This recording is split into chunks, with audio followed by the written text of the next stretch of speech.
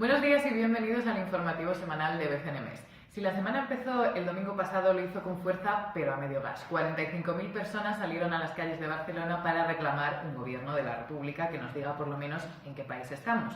Pero la cosa sigue sin desencallarse. El independentismo, ese último globo sonda que hemos oído again and again, quiere hacer presidente al cuarto en la lista de Puigdemont, Jordi Turull. Pero en los últimos días Puigdemont ha vuelto a decir que no, que el presidente tiene que ser su número 2, Jordi Sánchez, que está en prisión.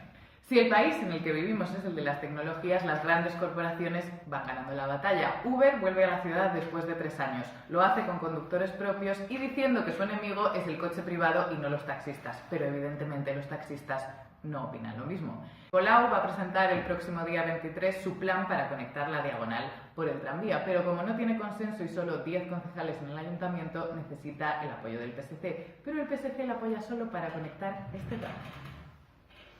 Gloria es verdad. Avanzamos poco a poco. Y para terminar, recordaros que a día de hoy Lluís Salvador, el premio al racista machista del mes, sigue en su puesto. ¿Seguirá la semana que viene? ¿Quién sabe?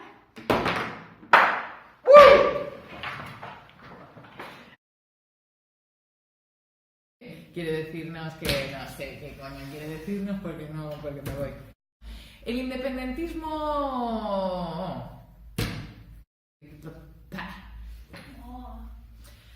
Vas muy bien, iba de puta madre. Iba de puta madre, ya. Pues eso es como Fernando Alonso. Sigue.